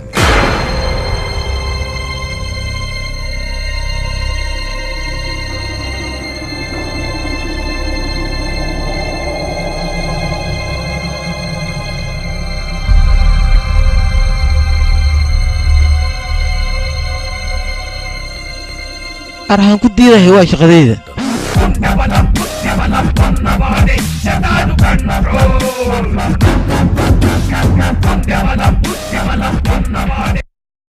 satyaa dadka asiga sheerka la ahaadaa shirkadda xogteeda maysan haynin isaga oo keliya ayaa xogta hayay shirkaddiisa si ay u horumarto wax walbo ayuu u sameeyey sidaa daraaddeeda shirkaddiisa waxa ay noqotay shirkadda saddexaad ee dunida qorshe noocan oo kale ah loo keeno sidaa daraaddeed qorshihiisa wuu u hirgelay shirkaddiisana waxay noqotay shirkadda dunida ugu sarraysa waqti xaadirkan muddada 25 sanad loo soo dhaafay ganacsatada ku nool anaga dalkeena si ay horumar fara badan u gaaraan ama lacag fara badan u helaan waxay u dilaan dadweynuhu fara badan balse aniga qorshahaas oo idil qorshaygu waa ku duwan yahay waxaan doonayaa qorshe cusub inaan keenno weliba qorshahaas waxaan ku helayaa lacag dhan 100 bilyan ee dheedheel maahan waxaan doonayaa aniga inaan dejiyo qorshahaas oo lagu dilayaa 3 qof qofka koowaad aan doonayo inuu dilo wuxuu yahay ninka iskale shirkadaha waaweyn shiifaha barkaash lagu magacaabo qofka labaadna qof kale maaha waa kaanshaalaha magaalada barkaash raaw qofka saddexaadna waa milkilaha tv weyn rameesh raajo adduunyadaad arkaysaan wax walba qorsho qorshaanaad arkaysaan aniga waxaan u dejiyey si aan lacag ku helo dadka dunida ku nool markay lacag raadinayaan dadka waxay dilaan taajiriinta si lacagtooda u dhacaan balse aniga waxaan dilayaa dadka magac leh si aniga magaaladoodan markay magacayga maqlaan ay u gilgisho warkayga weli dhacan oo malaynaya dunidanaad arkaysa markaan ilinaya wax walba qorsho waa noocan oo kale ninkan la yidhaahda rameesh raaho oo ah gaashaanlaha magaalada haddii aan dilo booliska markay isku dayaan aniga shirkadeeda inay dilaabo u soo qaadaan 10 jeer ayay ka fikirayaan intaysan ka soo baxin saldhigga warkayga weli dhacan oo malaynaya teeda kale dadkanaad arkaysaan wararka beenta ku qarabtaan markaan aniga dil ninkan wariyaha dadkoodil beentu ay joojinayaan qof walbana wuxuu fiirinayaa isaga wejigiisa wanaag ah lacag haddaad doonayso magac ayaa la yeeshaa ilaa magac ayaa wax walba shaqeeya lacagta 100 milyan aan ii sheegayna meeshaan ayay ka soo xaroonaysaa hore loo yiri company is a news is a company faa'iidada ugu weyn aniga shirkadina soo galayso meeshaan ayay ka soo galaysaa micnahii geerida saddexdan raggaan haddan ii sheega arrinkaas waxaa sii dheer qorshe gooni aniga aan degay qorshaasna wuxuu yahay arkay in la dilo waan la socdaa ninkan adagoo la yidhaahdo arkay inuu yahay nin halis ah si lagu dilna dhib badan tahay balse ninkaas haddii aanan dilin aniga wax ii kala soconaya haba yaraatee ma jirto haddaba la socda aniga meeshaan ku khasaaray ninkan waad ku khasaaraysaan laakiin saddexdan say ku dilaysaa adiga ugarsada lama waayo sidiisaba yahay maxaa u taagantiin war kafeeyaa rabaa ali kaan indhaha rabaa inaan furto maxaa loo taagan yahay kafeega malikaan joornaalka awkii malikaan hawa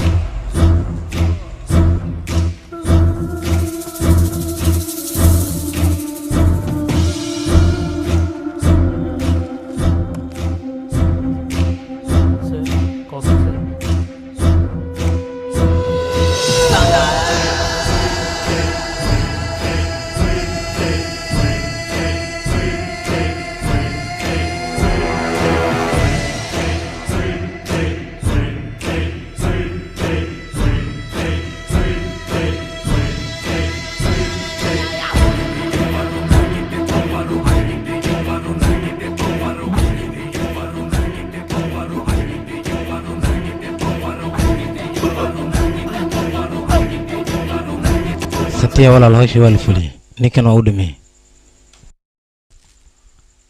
أروحي ربط ناتك شيء سيدا نكاس لو دلك رأي شيء نكاس يا دلي أنا هذا واحد وصعده تلفزيونك واحد روا أخبار إنا كسيدايو مرك واحد كروا أخبار تصور مصر إنا دي كنتو أنا مربو بولش إنا عيان أو ورا الهوبن تلفزيون كسيدايو هذا الكيجوا مخلوص أنيه هذا الكيسو حقيقي ورا الهوبنا أنا يكن بلاش ما مشارو قادة توريه ورهوي أنا فاتها دوق مرة وكلها ورلا أنسحي أو كوبن أو نظيفة إيكن أنا قاعد شغلية أنا وجود الجلع ربع ميفانتي على الصف ذي يحير أدنى دقها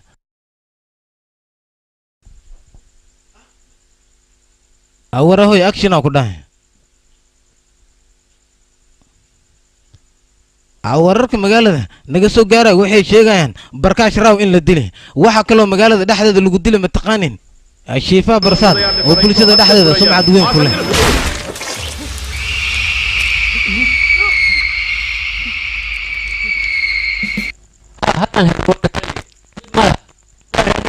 waa goobkiisaan ku jirnaa wax walba sayyihiin aniga gudaayaan ku dhahay waxaan u dulqaadayna ma laha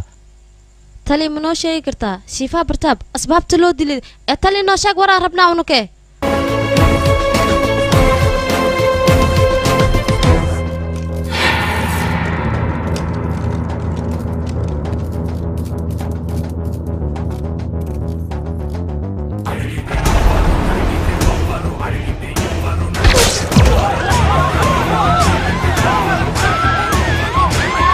wararkii ugu dambeeyay ee laga soo gaaray shirkadda Bam Bollywood ayaa waxay sheegaysaa in maanta magaalada dhexdeeda lagu dilay 3 qofood saddexdaas qofood hal nooc ayaa loo dilay saddexdaas qofood waxay ahaayeen dad bulshada dhexdooda magac weyn ku lahaa saddexdaas qofood haddii aan idin kala sheego waxay kala ahaayeen gaashaanlaha weyn iyo ninkii iskale TV-yada magaalada ninka kalena wuxuu ahaa nin ganacsada caan ah dilkaasi waxaa la sheegay inay ka dambeysay shirkad cusub magaceeda ilaa hadda aan la sheegin balse shacabkii baqdin fara badan ayaa gashay shacabkii iska daayay macal dawladii ayaa cabsi fara badan dhankooda ka muujiyey balse gaashaanle cusub magaciisa lagu magacaabay Samba ayaa wuxuu ballan qaaday 24 saac gudahooda inuu hawshan ku soo afjarayo balse nasiib wanaag intuusan hawshii uusan guda galin ayaa magaalada dhexdeeda waxaa si bareer cad ugu dilay Satya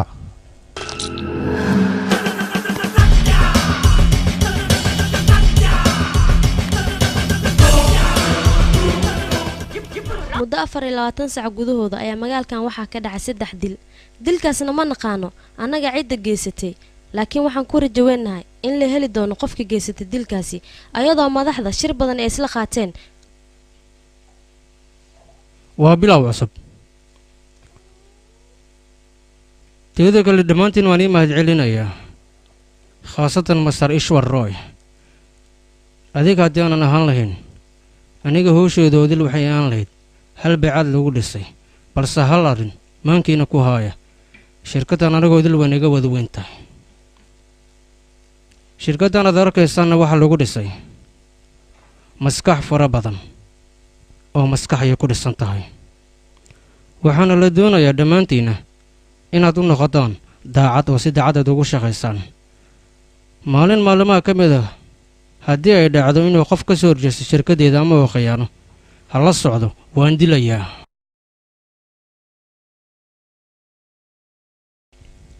aqoon wanaagsan ayaan idin leeyahay meelaha ku nooshiina waan la socdaa balse hal mid la socdo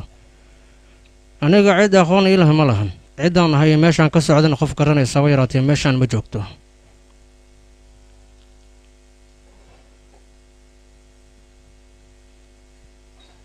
waxaase kaloo macquul leh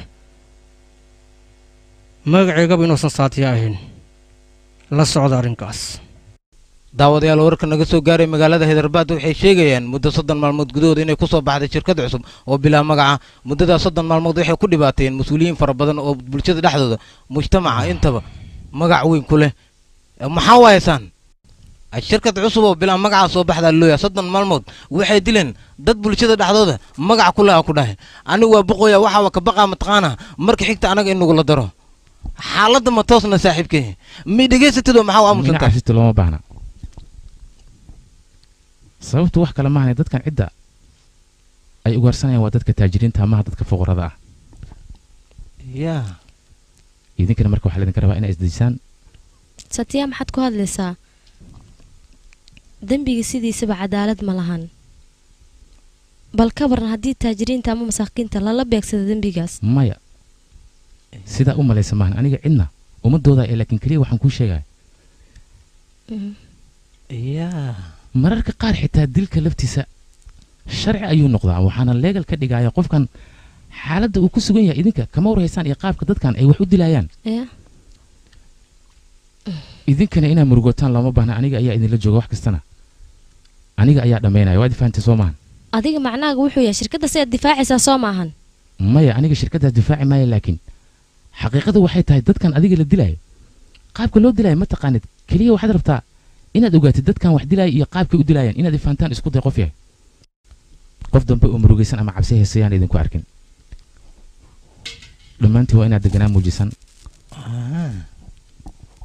cidna aniga uma doodayo mana rabo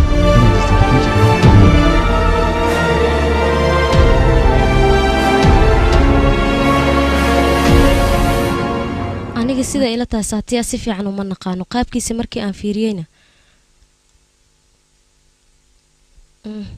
wuxuu ii leegyahay nin asaga dhan maskax badan adiga maxaa ka hadloosaa ma ku fahmin aniga waxaan ka hadlayaa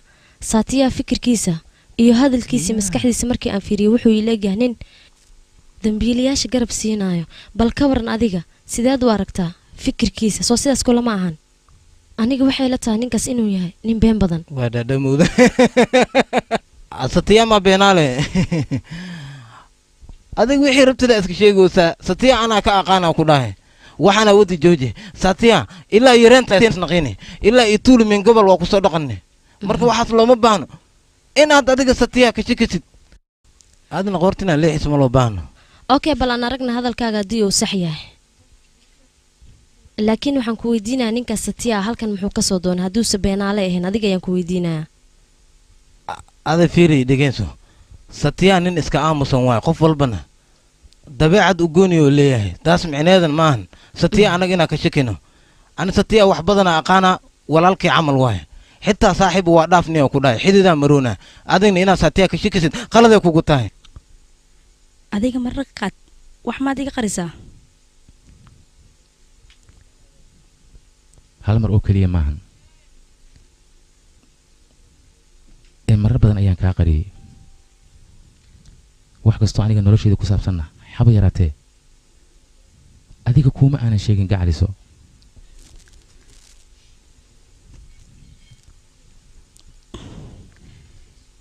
ii ballanqaad wax walboo dhacan inaan noloshaada wax gaarin oo ku baryaa midaas maya midaas ma ballan qaadi kara aniga gacaliso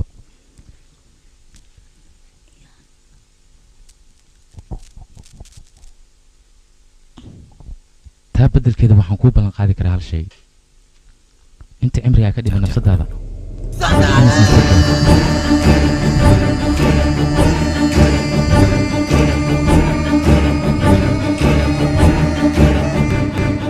alxasil waxaa idiin sheegayaa hawshaan hadda ka hor aniga faraha ayaa la galay kiis noocanna waa laga dhiibay hadda ka hor balse raggan aad arkaysa waxay isticmaalaan maskax fara badan anigana isla ayagoo kale ayaan waxaan u isticmaalay maskax fara badan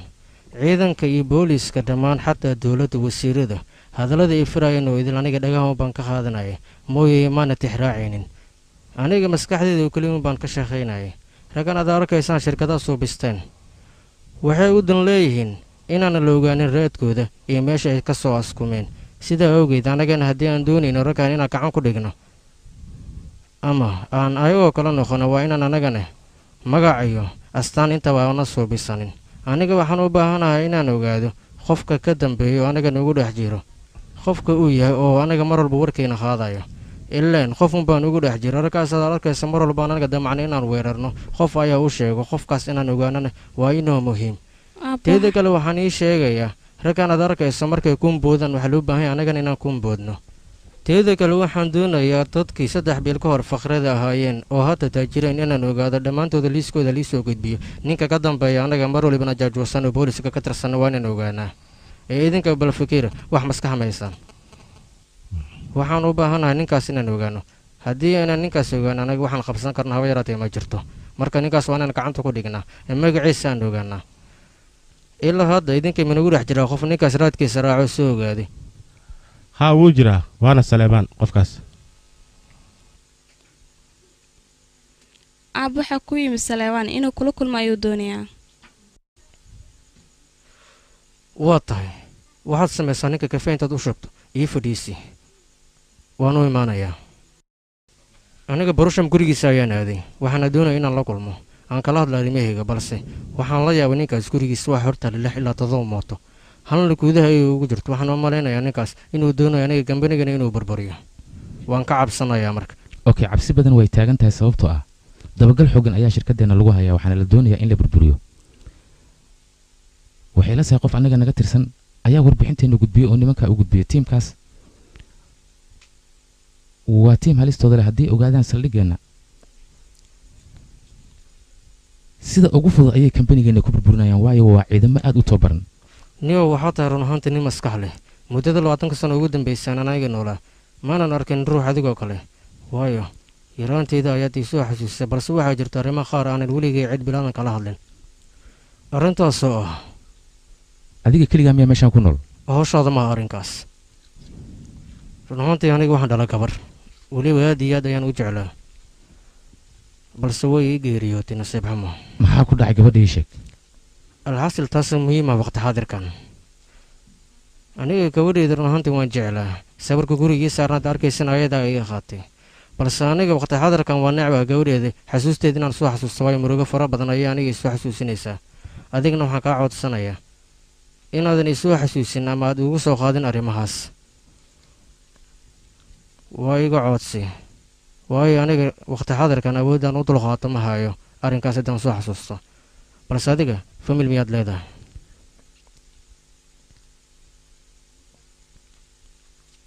gabadhaan isjecelnaha magaceeda waa jatra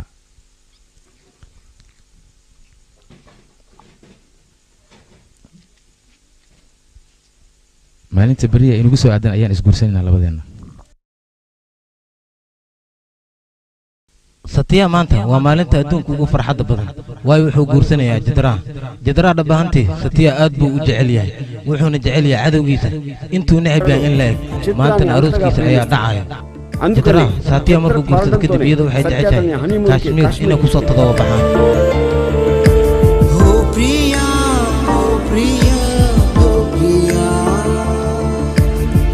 Priya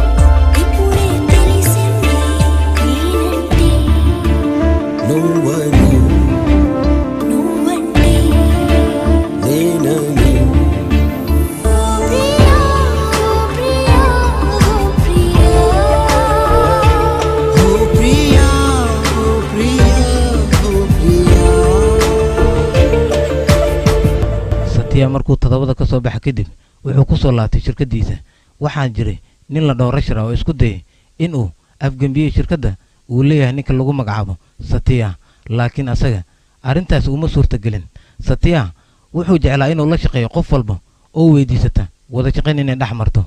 ilaa iyo haddana satiya qof uu xujeeyey haba yaraatee ma jirto satiya shirkaddiisa waxay noqotay shirkad aad iyo aad u weyn oo laga yaqaano magaalada haydarbaad oo idil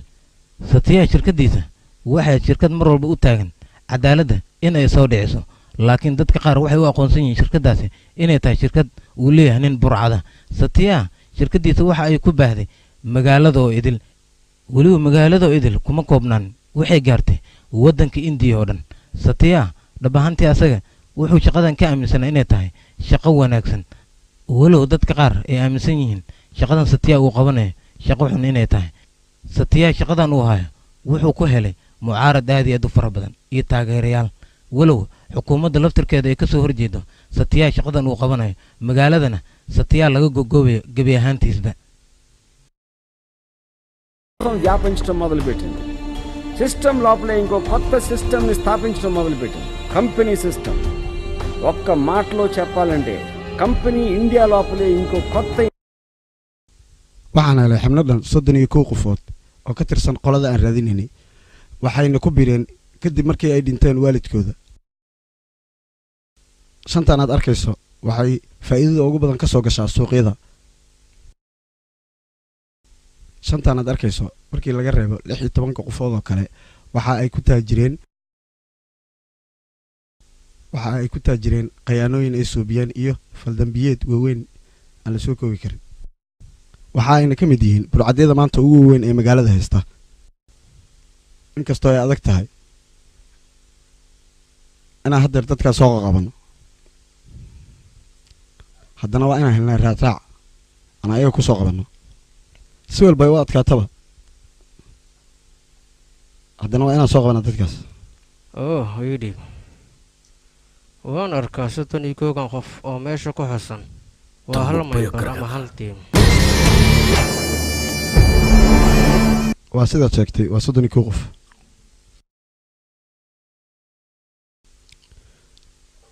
waa sidaad sheegtay waa dad hal guruuba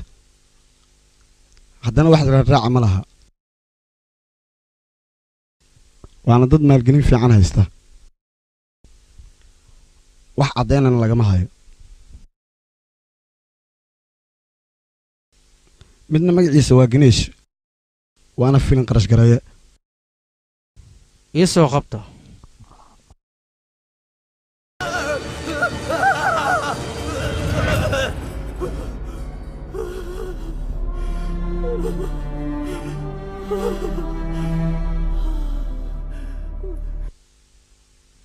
kambanigaas arrimihiisa maxaad kala socotaa haddii aad runta ii sheegin adduunka aad ka masaafuraysaa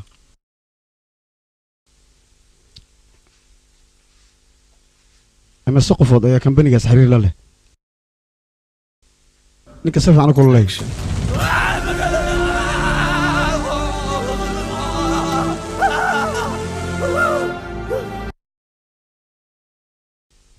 anigu waa idin sheegay kambanigaas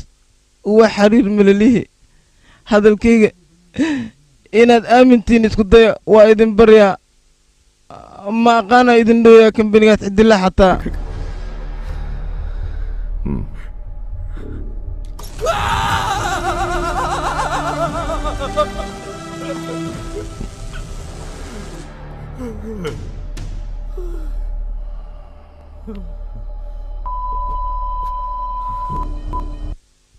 riyaa qolkaaga lacagta boorsada oo taalay maxalka kaaga soo dhacday ii sheeg haa anigu waan la socdaa dadkaas ayaa filmaantaada qarash gareeya si ay heer u gaaraan adna waxaad u qabataa howlahooda gaarka ah وبيس نيك أذر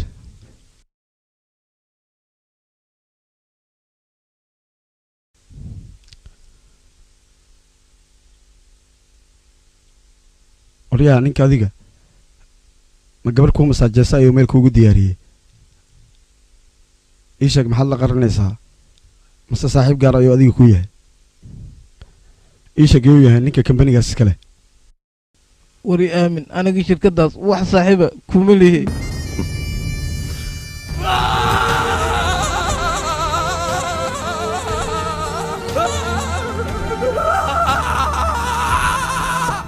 ఎక్కడికి వెళ్ళిపోయి ఉంటాను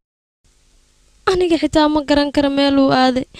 ilaa hadda ima uusa soo wicin telefoonkiisana lama heli kara ayuu leeyahay mana aqaana meel uu aada asaga xitaa gurigiisa 11 sac waan tagay waan ka soo waayay xitaa qolada uu la shaqeeyo waan wacay aniga ma arkinaya igu dhahan mana aqaano asbaabtu ii soo wici waaye laakiin amuu shaqo aado telefoonkiisa batrilaan uga dambe maya aniga ninkaas muddo 5 sano ayaan aqoon u leeyahay telefoon iga soo baxay xitaa ma uusan weynin waxa laga yaabaa barbaleem inuu ku jiro aniga waan aqaanaa ninkaas si fiican ayaan u aqaanaa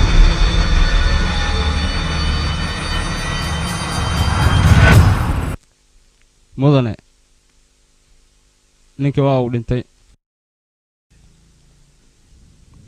iga raali naqa mudane raalli ahow ayaadna leedahay markuu dhimanaya ninka maxaad samaynaysa ii sheeg iga raali naqa mudane raalli ahow ayaad naga badinaysaa saqajaan waxaad halo mudane warbixin xun ayaan ku hayaa nimanka boostaalayaasha waraaqad nooma keenin maanta dhib ma laha waa ay imaanaysaa xagga fiiri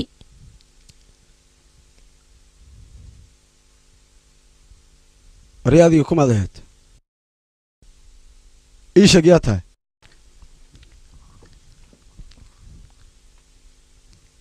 marka koowaad waxaan kaa raaligelinayaa gurigaaga anigoo amar kaa qaadan ayaan imid mana jecli inaan guryaha dadoo tago aniga oo aanan weydiisan amar dadka degan bari adiga ereyadaad ku hadlaysaa saabso war idinka maxaatiin ninkayga maxaa garabtiin ii sheega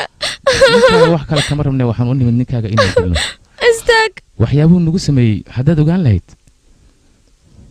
maxaad ka rabtaan iyo sheekamayaaqda aad meesha la joogta lama imaateen ciqaabtiisana waa in noocaan oo kale loo garaaco ninkaygi waa idin baryaa ninkaygi ii daaya idinka biliis waa idin baryaa ninkaygi ii daaya maxaad iga garaaceysaan war iga foq adigana nacsiyo koogaa qaladka adiga ma lihid midaasna war isiidaa sababtoo ninkaan markaad guursanaysay isiidaa maxaad iigu dhagantaa noocaan oo kale sidii maski oo kale ayaa loo dilay war iga foq maxaad iigu dhagantaa isiidaa ayaan ku dhahay war isiidaa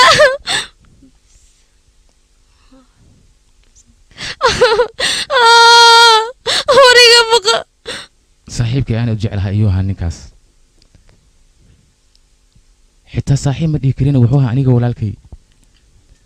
ciddii korkiisa wax gaarsiisana waxaad ogaataa inaan aniga dunidan korkeeda inuu sii jeeto ama raalli war isiidaa ninkayga war iga foq aamus adiga ninkaaga ayaa aniga saaxiibkay dilay saacaddaa la taagan yahayna ma taqaan waxaan samaynayo wax kale ku samayn maayo saaxiibkay qaabkuu u dilay mid lamid a ayaan anigana u dilayaa ninkayga ma dishay saaxiibkay markuu dilayay noocaan oo kale ayuu u qaylinaya wuxuuna lahaa saaxiib iyo badbaadi waana badbaadin waaya laakiin maantay waxaad ogaataa qaladka ugu weynaan galay wuxuu ahaa inaan saaxiib ka dhigta ninkaas qaladkaaga ugu weynna wuxuu ahaa nin noocaana inaad adiga guursato taasina waxay ahayd adiga qaladka aad gashay kii ugu weynaa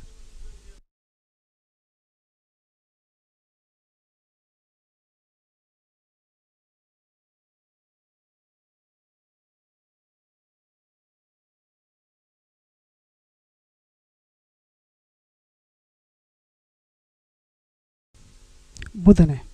ninkan awooddiisa waxay maraysaa heer uu ku dilo wiilkaaga guriga dhexdiisa eyga awooddiis aad ayay u weynaatay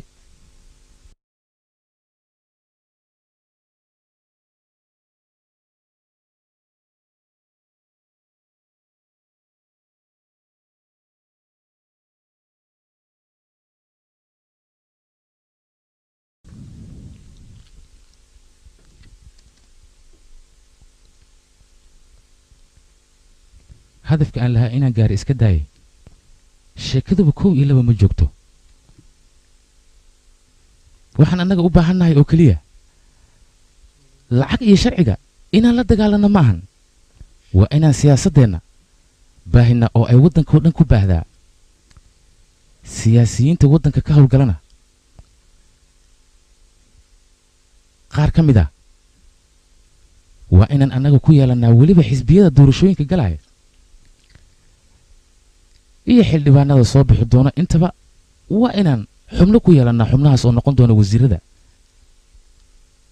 lasoo magacaabi doono si ay annaga noola shaqeeyaan kambaniga magaciisana ay kor ugu qaadaan wax kastoo sharci darra ah oo aan u baahannahayna iyaga ayaa garab naga siinaya sida ugu dhaqsiyaha badan weliba markay xubno noqdaan taargetkayga labaadna wax kale maahan ee waa magaalada new delhi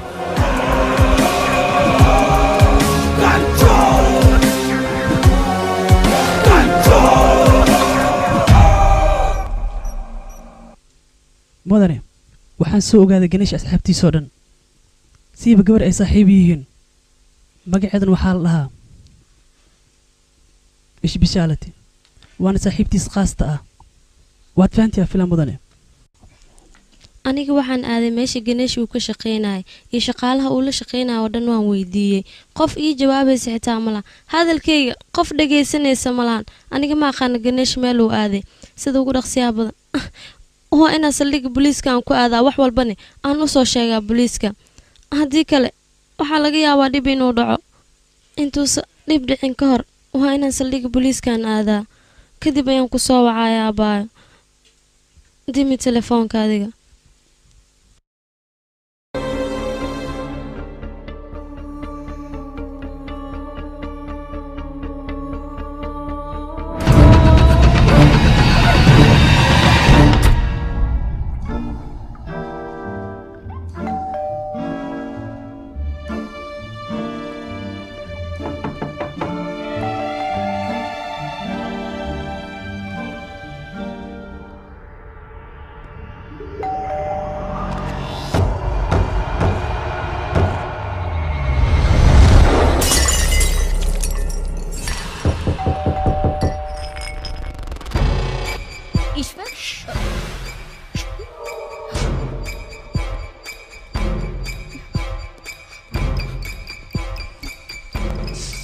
satya sheeko waa soo dhammaatay anigaa ku leh maxaa kugu dhacay ciidan badan baa albaabka taagan waa ii dhammaatay maya waxba kuguma dhacayaan isdeji adiga ishwaar aniga ayaa jooga sida ugu dhaqsaha badan ayaan kugu imaanayaa adiga ma haysta aniga tilaabo qaldan maxaa kugu dhacnigaya ii sheeg ha qaadin waa isku dayin inaa arrintan xitaa lagu waraysto warbixinta waa dili kartaa anaga shaqadan sidaas inay halis ku galaysa haba ka yaabin aniga ayaa kuu jooga wax walbana aniga ayaa dhameynaya waa ku barya adiga intiisa adkaysid inaan waxaan ka baqaya tilaabo qaldan aad samaysid ishwaar mi maqlaysaa adiga waa inaa ogaataa qofka dhegeyso kambaniga ka shaqeey kaale ii sheeg maxaa kugu dhacay irada fur ashwaaq irada fur waa ku baryaaya waayo haddaan xabsi galo sir badan ayaa liiga helayaa mana rabo isdeji adiga waa ku baryaa in sir liiga helo maya aaw ciidankii baara guriga gala gala inagoo dhan hal ii werin gala adi xaggaas kor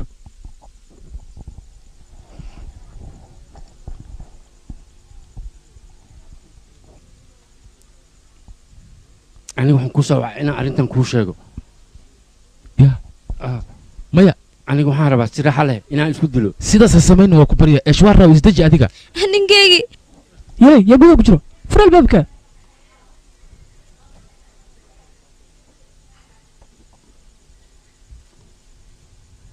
aniga ayaa gacanteeda isku dilayo saandhe kaba war fur albaabka anigaa isdilayo waa ku barya mudane sidaas ha samayn nafsadaadana khatar ha gelina aniga ayaa ku fur jibi albaabka jibiyo ha sitiya qayb shirkadda ka mida anaga ayaa iskale qaybna ayagaa leh anaga xaqeena waa kala qaybsanay saasuu ogow maya mudane sidaas ha samayn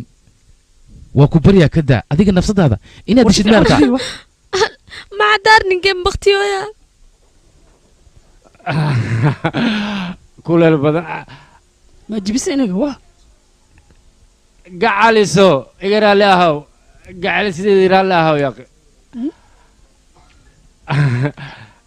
raaxaan u dhimanayaa war ma xoog aniga isdilayo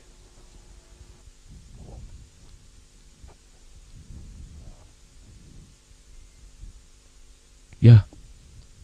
هلو أنا قارت نجيم بختي نفترق بس السي معني دار الانجريد مجبسينو متكيس مزبعسينو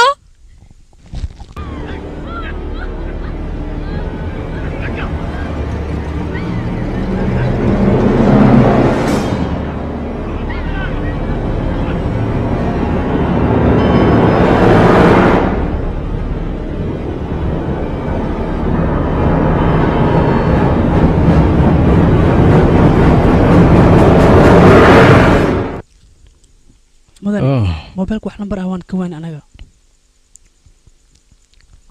satiya maxaa kugu dhaxsiday wuxuu jiraan sheegadaan kula hadlaya waxa ka hor ayaan igli saway waxaana la sheegay ashwaar in la dilay sidee wuxuu dhacnay sheegadaan kula hadlaya cid kale ma aysan dilin booliska ayaa dilay kambanigeenana cid booliska ka tirsan ayaa warbixinteena gudbisa iyo noqon kara qofkaas ii sheeg oo kuma xiraamgaas adiga de ha aniga wareer maxaad ku hadlaysaa oo kaliya bas isdaji waan kaa shakiyay aniga wad ogtahay cid kale oo aan sirta kambanigan u sheegay haba yaraatee ma jirto booliska cidda warbixintan u gudbin karta yuu noqon kara aan adiga ahayn waayo adiga ayaa boolisa adiga ayayna xiriir kula yeelan karaan nimankaas taasina waxay keentay inaan adiga kaa shakiyo oo aan weliba oo maanigaad iga shakinaysaa ii sheegadaan kula hadlaya oreya haa maxaan kaloo sameeya haddaan adiga kaa shakini saaxiib warbixinteenna waa la gudbiyey kadibna booliska ayaa loo gudbiyey ashruwaar raaw wuxuu ahaa nin aad u degan gurigii uu ku nool yahayna iska daa shaqaalaha kambaniga inay ogaadaane xitaa annaga qaarkeen ma aanan ogeyn meesha uu ku nool yahay ashwaar raaw adiga oo keliya ayaa ogaa cid kalena uma aysan sheegin booliska ay cidda u gudbisay warbixintaas waa adiga saaxiib marka runtii ma iska sheegtay maxay tahay danta kugu qasabtay inaad sirteenna aad booliska la wadaagtay ii sheeg cid kale kama dambayso waan hubaa qorshahaasoo dhan adiga ayaa ka mas-uula hadda meeshan aniga waxaan u joogaa oo keliya go'aan ayaan soo qaatay shakigaygana waxba ha fiirin ujeedka ugu weynaan aniga gurigaaga u soo galay wax kale maahan ee haddaan warka kuu bayaaniya saaxiib waxaan rabaa inaan meesha aad taagan tahay aan kugu dilo waayo adiga ayaa ka dambeeya qorshaha ee hal mid ma kaa codsan karaa haddii aad ii qabanaysa weeye haddii kalena istuulo miyaa bilowday waxaan rabaa inaan kuu sheego aniga adiga farqiga noo dhexeeya aniga qofka intaana dilin ka hor ayaan waxaan sameeyaa runta ayaan bannaanka uga soo saaraa kadib ayaan khaarajiyaa ma fahante hadday saaxiibtinimo jirto aniga adiga naga dhexaysay waa iga codsi waxaan kaa rabaa inaad runta ii sheegto cidda ka dambaysa qorshahan oo adiga ku soo adeegsatay cimrigaaga inta ka dhiman tixgelin ayaan ku siinaya laakiin kuma dhaafayo bas waad ka badbadisay wareedha marka dhabta kala hadla aniga waxaana nin ciidan ah weliba dalkiisa iyo dadkiisa daacaddu ha doonaya xil walba inuu difaaco warkayga waad fanta soomaan alxasan aniga waxaan kuu sheegayaa aniga oo ninkan shaalo saro weliba sharaf leh maxaa ugu kalifaya adiga noocan inaan kula sheegayo tuugaxna ii sheeg aniga waxaana nin ciidan maskax ayaan leeyahay mar walbana nooca kale waxaan diyaar oo inaan dilo waayo waxaad tahay nin burcaada waxaad doonaysaa dalka iyo dadka inaad difaacdo waxaad tahay xeeraami dhala nooca oo kale aniga aqoon wanaagsan ayaan u leeyahay teeda kale waxaan kuu sheegayaa aniga waxaan ahay nin ciidan waqti walbana waxaan u socdaa aniga inaan aniga dowladdeeda kor u qaaday dalkayga dadkayga intaba adigana aniga waad i aamintay waad ila saaxiibtay balse wax maskaxaad meel ku hasabayratay ma jirto nacas ayaa tahay war adigoo la socda aniga markayga hore inaan nin ciidan ahaa oo weliba aniga shaqada laigi fadhiisay sideed ku kumansata aniga inaad iga dhigta nin burcado weliba adiga dhankaaga soo jiray ii sheegadaan ku weydiinaya aniga waxaan ahay nin dharcada ciidanka waan u shaqayn jiray waana lii fadhiisiyey balse aniga dariiskoo keliyan baan iska dhiga mooye dalkayga ayaan weli usii shaqaynayay alxasan markaan dhabta kala hadla adiga waxaa tahay nin wanaagsan waan isdhex kalna waan sheekaysana waan isfahanay waxaan ogaaday micnaha ogo idil balse maxaan sameeyaa nin ciidan ayaan ahay maadaama saaxiibkaygaa tahay aniga dalkayga ma khiyaani karo waxay danta ugu kaliftay adigoo noocan inaan ku khiyaano adigana waxaad samaysay sirtaada odil ayaad bannaanka ii soo dhigtay anigana booliiska ayaan u gudbiyey hadda wixii odil bas aamus gaashaan intaan ka badan xadkaaga ayaa soo gudubtay aniga marka hore waxaan islaa ninkan waa nin gaashaanlaha ku fahmi kara sharciga inaad wax u qabato aad rabtidna kula fahmi kara laakiin hadda ayaan ogaaday gaashaanla noocaagoo kale ayay dowladda shaqaynta u dhibatay hadhow wuxuu doona samaynayo noocaagoo kalena dil maahana wax kaleba lagugama shaqeeyo